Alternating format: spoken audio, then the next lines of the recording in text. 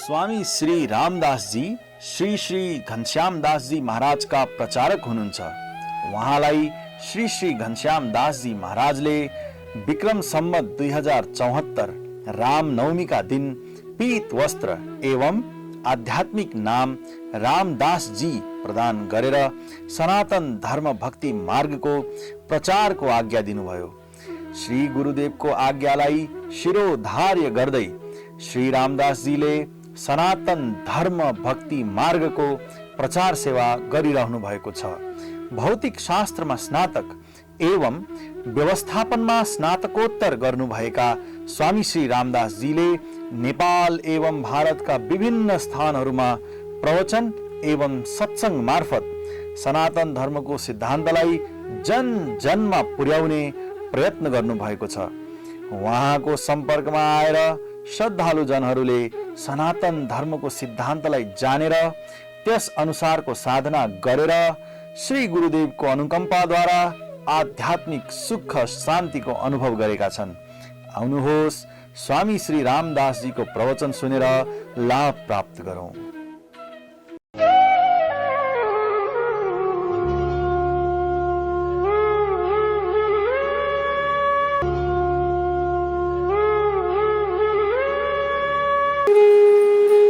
राधे राधे।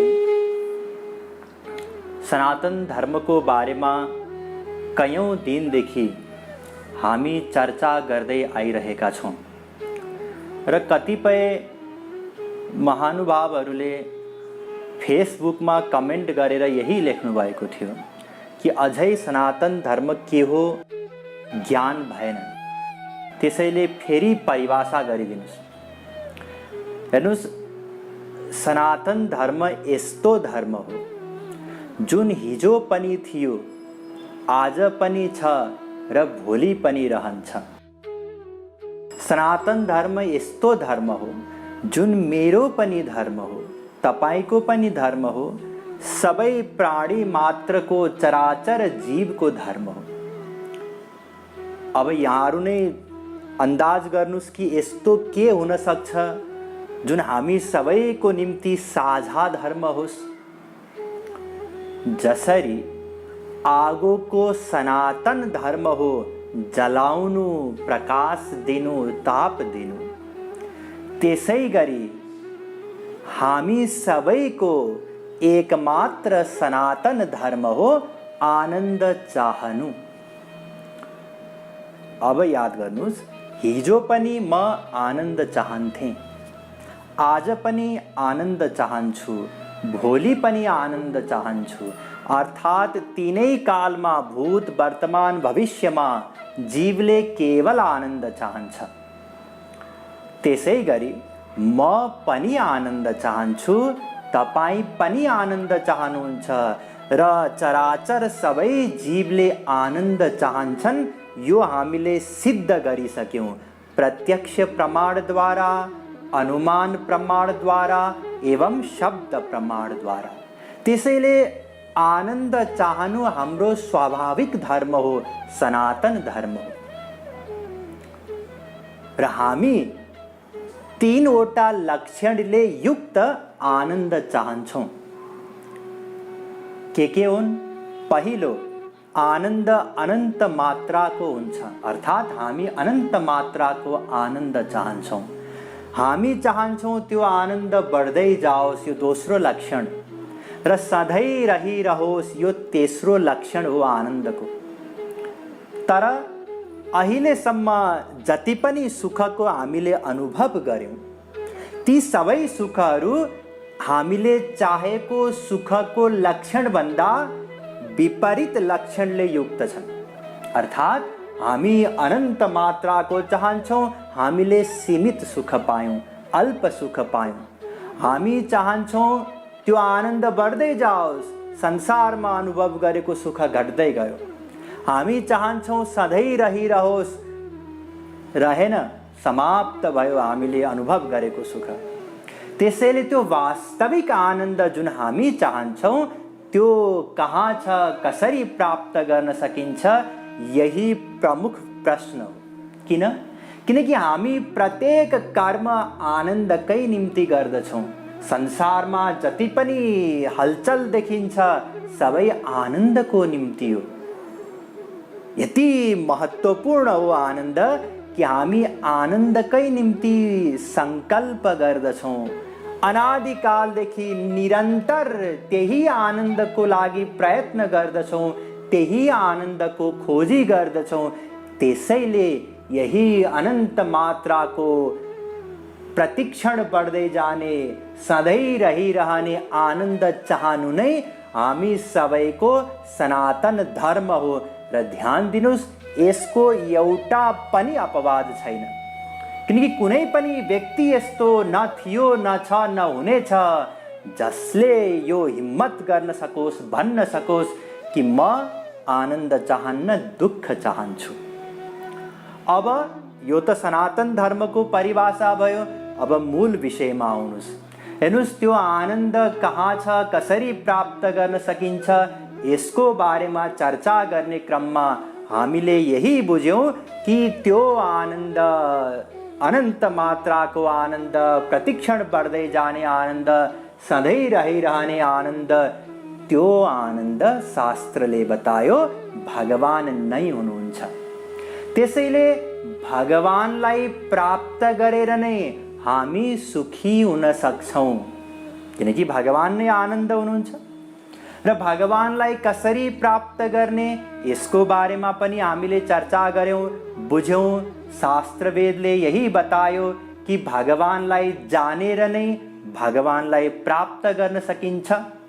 यज ज्ञात्वा मृतमश्नुते गीता 13:12 स्वयं भगवान बताउँदै हुनुहुन्छ कि भगवानलाई जानेर नै कसैले भगवानलाई प्राप्त गर्न सक्छ, अमर हुन सक्छ, अमृतलाई प्राप्त गर्न सक्छ, अनन्त आनन्दलाई प्राप्त गर्न सक्छ।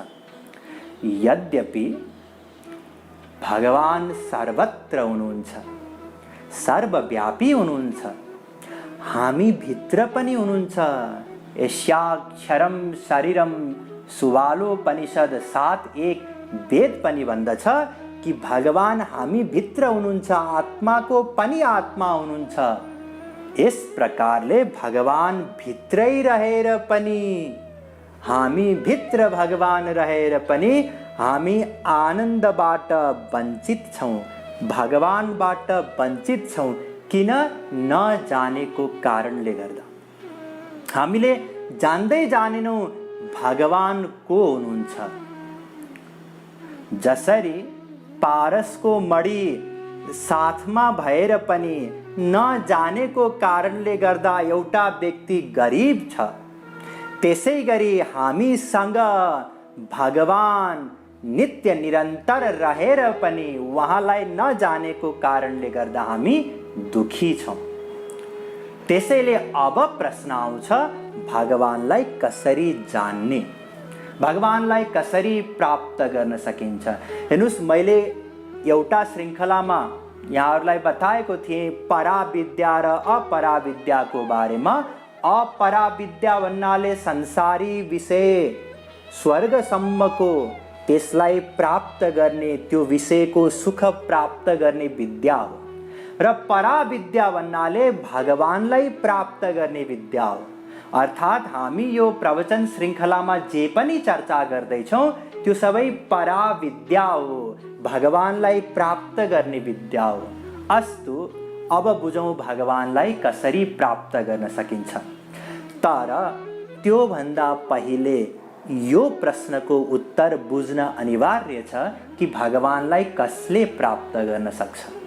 किनकि कसले प्राप्त गर्न सक्छ भनेर बुझ्न साथ अब यदि हामी पनि योग्य छौँ भने त्यसपछि कसरी प्राप्त गर्न सकिन्छ यसको चर्चा गर्नु सान्दर्भिक हो। त्यसैले पहिले चर्चा गरौँ भगवानलाई कसले प्राप्त गर्न सक्छ। हेर्नुस्, शास्त्रमा बताइएको छ कि केवल मनुष्य शरीरमा नै हामी ईश्वरीय ज्ञान प्राप्त गर्न सक्छौँ। नमानुषं विनान यत्र तत्त्व ज्ञानम तु लभ्यते। वेदव्यासजीले गरुड पुराणमा बताउनु भयो 2:49-13। के बताउनुभयो?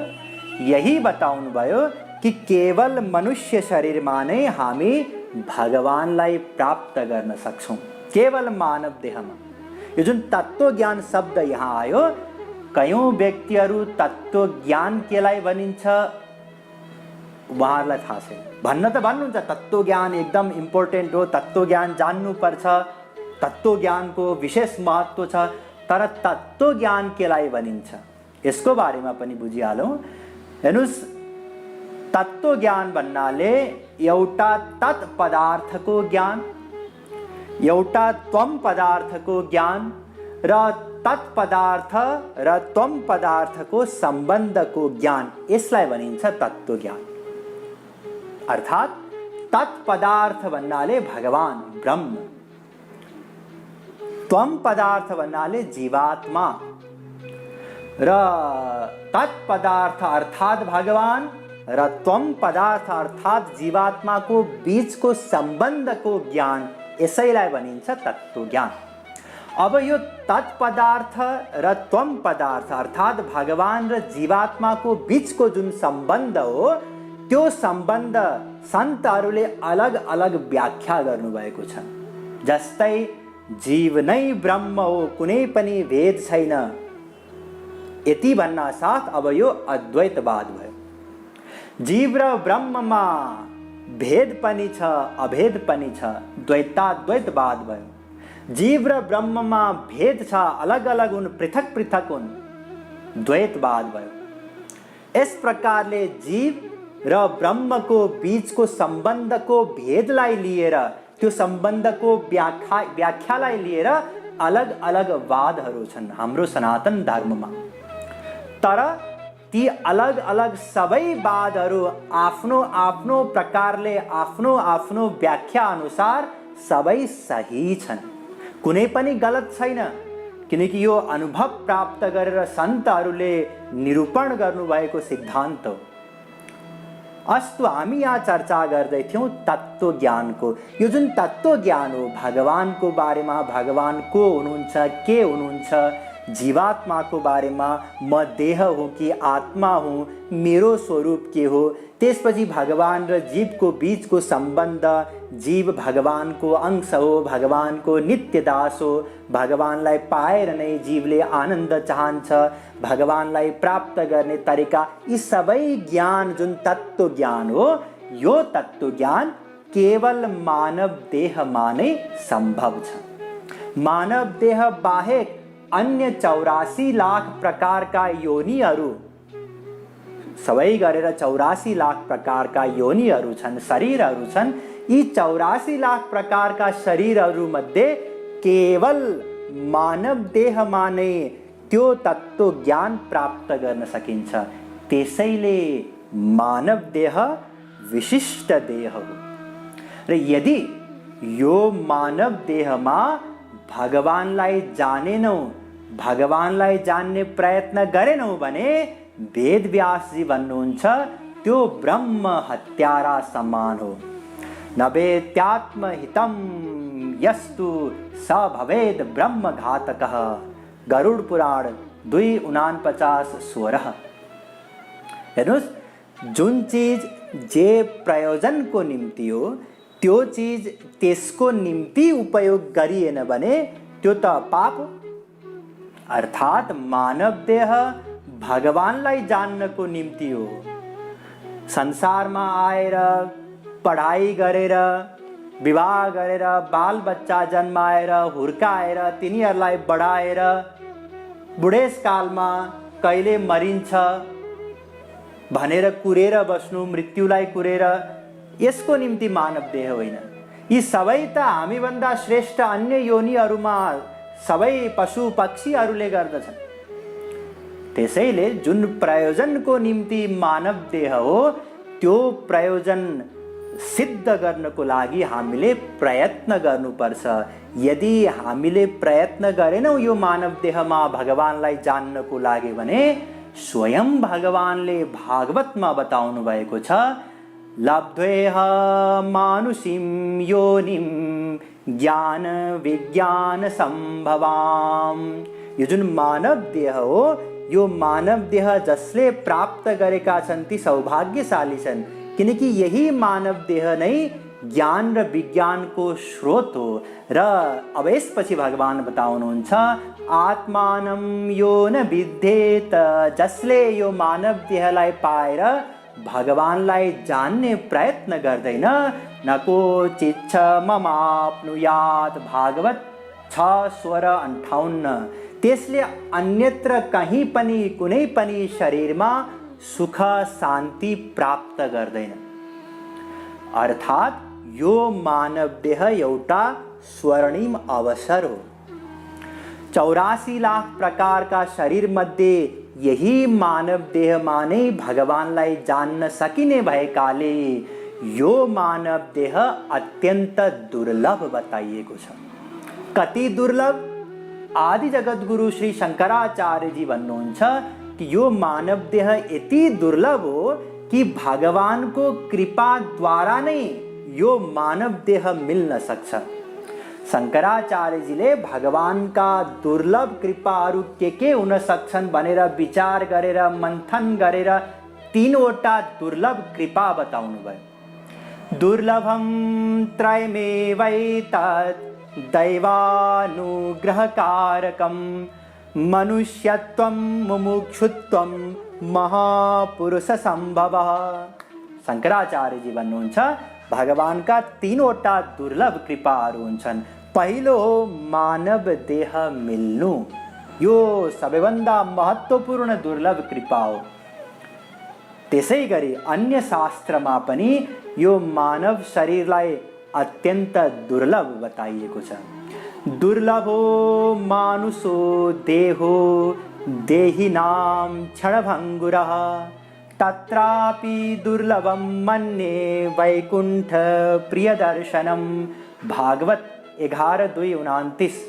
स्वयं वेदव्यास जीले बताउनु भयो कि यो मानव देह अत्यन्त दुर्लभ हो, अत्यन्त दुर्लभ हो। अब हामीलाई केवल दुर्लभ शब्दद्वारा यसको बोध हुन सक्दैन। त्यसैले म एउटा दृष्टान्त दिन चाहन्छु, जुन दृष्टान्त स्वयं भगवान बुद्धले दिनुभएको थियो। भगवान बुद्धले पनि मानव देहको महत्त्व बताउनु भयो आफ्नो शिष्यहरूलाई राखेर, र उहाँका प्रमुख शिष्य थिए आनन्द। उनलाई सोध्नुभयो, तिमीलाई यो दुर्लभ मानव देह पाएकोमा के तिमी खुसी छौ? आफूले आफूलाई सौभाग्यशाली महसुस गरेका छौ? आनन्दले भने, छु गुरुदेव। तर आनन्दको उत्तरमा कुनै पनि त्यो सौभाग्यशाली छु, खुसी छु भन्ने भावना थिएन, बाहिरी उत्तर थियो। किनकि उनलाई बोध नै भएन कि यो मानव देह कति दुर्लभ हो। त्यसैले बुद्ध भगवानले एउटा दृष्टान्त दिनुभयो कि आनन्द, मान ल्याऊ कि एउटा समुद्रको पिँधमा एउटा कछुवा छ। त्यो कछुवा श्वास लिनको निम्ति 100 वर्षमा एक पटक सतहमा आउँछ, 100 वर्षमा एक पटक। र त्यो सतहमा एउटा काठको टुक्रा छ, त्यो काठको टुक्रामा पनि एउटा प्वाल छ।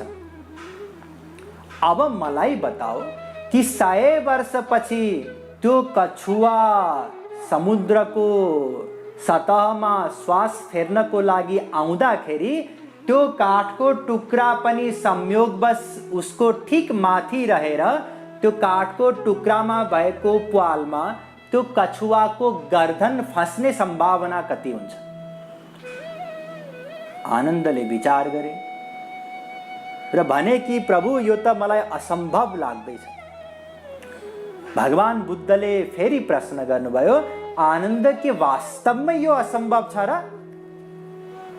फेरि विचार गरे, गम्भीर विचार गरेर आनन्दले भने कि प्रभु, यदि त्यो कछुवा अमर होस्, कहिले पनि मर्दैन, र त्यो काठ पनि कहिले पनि सड्दैन, यदि यस्तो स्थिति हो भने हुन सक्छ अरबौं वर्षमा संयोगवश समुद्रको छालले बगाउँदै गरेको त्यो काठको टुक्रा त्यो कछुवा जुन 100 वर्षमा एक पटक श्वास फेर्नको लागि सतहमा आउँछ समुद्रको, त्यसको गर्दन फस्ने सम्भावना छ, अत्यन्त झिनो सम्भावना छ, लगभग शून्य सम्भावना छ।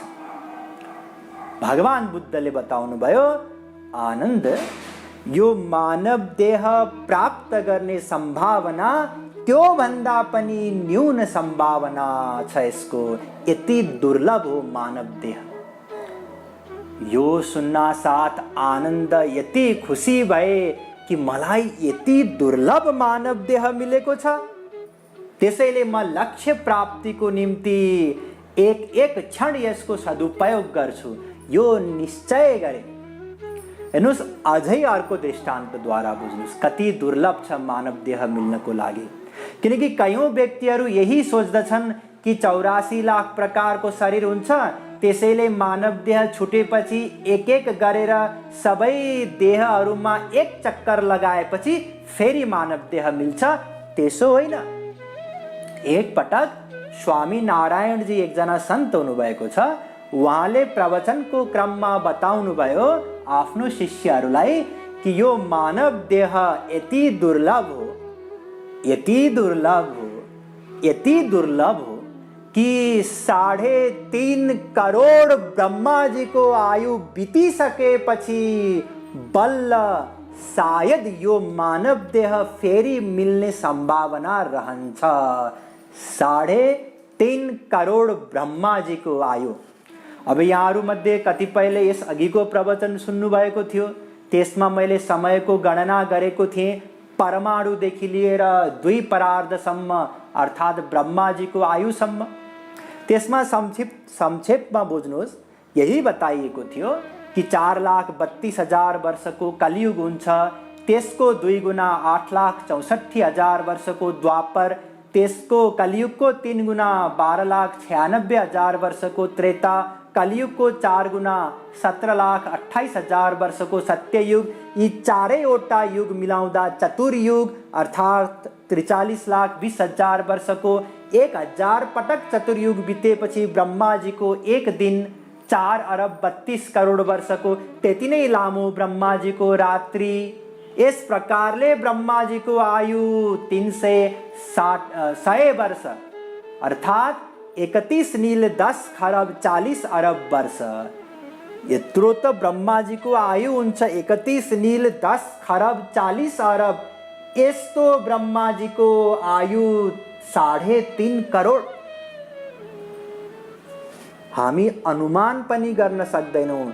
त्यसरी करोडौं पटक अनेक हीन योनिहरूमा अत्यन्त दुःख पाएर भट्केपछि फेरि मानव देह मिल्ने सम्भावना रहन्छ। त्यति दुर्लभ हो यो मानव देह। त्यसैले मानव देहलाई प्राप्त गरेर शङ्कराचार्यजी भन्नुहुन्छ, मनुज देहमिमं भुवि दुर्लभं समधिगम्य सुरैरपि वाञ्छितं विषयलं पटतामपहाय वै भजतरे मनुजा कमलापतिम। यो मानव देह अत्यन्त दुर्लभ हो। यो दुर्लभ मानव देह पाएर शारीरिक विषय भोगको निम्ति यो मानव देहलाई बर्बाद नगर। परम चरम लक्ष्य प्राप्तिको लागि, भगवानलाई प्राप्त गर्नको निम्ति, भगवानलाई जान्नको निम्ति यसको सदुपयोग गर। किनकि केवल यही मानव देहमा नै भगवानलाई जान्न सकिन्छ। स्वयं वेद व्यासजी भन्नुहुन्छ, निर्देहमाद्यं सुलभं सुदुर्लभं प्लवं सुकल्पं गुरुकर्णधारं मयानुकूलेन नभस्वतेरितं पुमान् भवाब्धिं न तरेत् स आत्मः। भागवत 11:20-17। अर्थात् यो मानव देह एउटा नौका समान हो, जुन नौका द्वारा हामी यो माया रूपी सागर पार गर्न सक्छौं। त्यो नौकालाई खियाउने कार्य गुरुले गर्नुहुन्छ र भगवानको कृपा अनुकूल वायुको रूपमा कार्य गर्दछ। यसैको अनुवाद तुलसीदासजी महाराजले रामायणमा गर्नुभएको छ। नर तनु भव बारिधि कहाँ बेरो सन्मुख मरुत अनुग्रह मेरो कर्णधार सद्गुरु दृढ़ नावा दुर्लभ साज सुलभ करी पावा जो न तरई भव सागर नर समाज अस पाई सो कृत निंदक मंदमति आत्महन गति जाई सो परत्र दुख पावई सिर धुनि धुनि पछिताय काल ही कर्म ही ईश्वर ही मिथ्या दोष लगाय। तुलसीदास जी महाराज हेर्नुहोस् कति सुन्दर व्याख्या गर्नुभयो कि यही मानव देहमा नै हामी भगवानलाई जान्न सक्छौं, प्राप्त गर्न सक्छौं। त्यसैले यो मानव देह पाएर त्यसैको निम्ति यसको सदुपयोग गर्नुपर्छ, अन्यथा ऊ आत्महत्यारा हो जसले यो मानव देह पाएर पनि भगवानलाई जान्ने प्रयत्न गर्दैन। त्यसैले यो मानव देह अत्यन्त दुर्लभ छ र यही अवसर हो हामीलाई भगवानलाई जान्नको निम्ति। त्यसैले भगवानलाई जान्नु छ, कसरी जान्ने यस बारेमा अन्य चीज बताइनेछ तर अर्को पटक। श्यावर रामचंद्र की जय। जय सिया राम, जय जय सिया राम।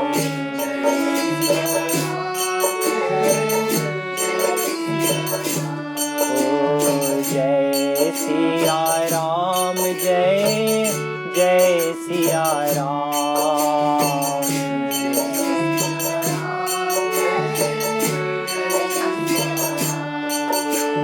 जब गाओगे सीताराम,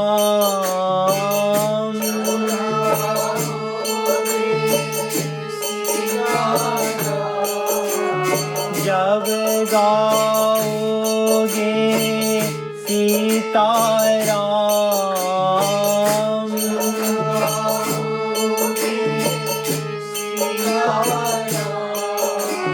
कृपा करेंगे तब श्री राम।